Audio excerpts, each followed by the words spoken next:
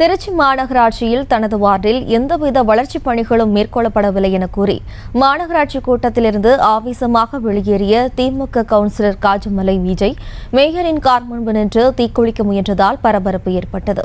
இதுகுறித்து கூடுதல் விவரங்களோடு நமது செய்தியாளர் கதிரவன் இணைகிறார். வணக்கம் கதிரவன், விவரம். வணக்கம் ஜெயஸ்ரீ. திருச்சி மாநகராட்சி மாமன்ற கூட்டம் இன்று நடைபெற்றது. மாநகராட்சி மேயர் அன்பழகன் தலைமையில் நடைபெற்ற கூட்டத்தில் மாமன்ற உறுப்பினர்கள் கலந்து கொண்டனர். மாமன்ற உறுப்பினர்கள் ஒவ்வொருவராக தங்கள் பகுதிக்கான கோரிக்கைகளை குறித்து பேசினர்.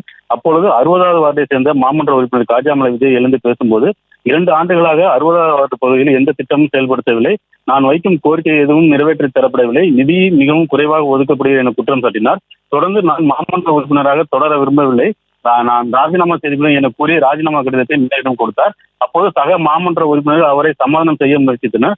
ஆனால் அவர் கூட்ட அரங்கில் இருந்து வெளிநடப்பு செய்து மாநகராட்சி அலுவலகத்துக்கு வெளியே அவர் உடலில் பெட்ரோல் ஊட்டி கொண்டு தற்கொலைக்கு முயன்றார். அப்போது அங்கிருந்தவர்கள் அவர் வைத்திருந்த பெட்ரோல் கேனை பிடுங்கி அவரை அழைத்து சென்றனர். இதனிடையே கவுன்சிலர் காஜாமலை விஜய் தன் உடலில் ஊற்றிய பெட்ரோலை காட்சியை அங்கிருந்த பத்திரிகையாளர்கள் செல்போனில் வீடியோ எடுத்த போது அவரது ஆதரவாளர் தாக்கினர். இதனால் மாநகராட்சி அலுவலகத்தில் பரபரப்பு ஏற்பட்டது. தொடர்ந்து மாநகராட்சி அன்பழகன் அந்த பத்திரிகையாளரையும் மற்ற பத்திரிகையாளரையும் அழைத்து பேசி இனி இது போன்று நடக்காது என பேசி அனுப்பி வைத்தனர். மேலும் இந்த பகுதியில் மாநகராட்சி அதாவது திமுக உறுப்பினரே தீக்குளிக்கும் என்ற சம்பவம் பெரும் பரபரப்பை ஏற்படுத்தது. விவரங்களுக்கு நன்றி கதிரவன்.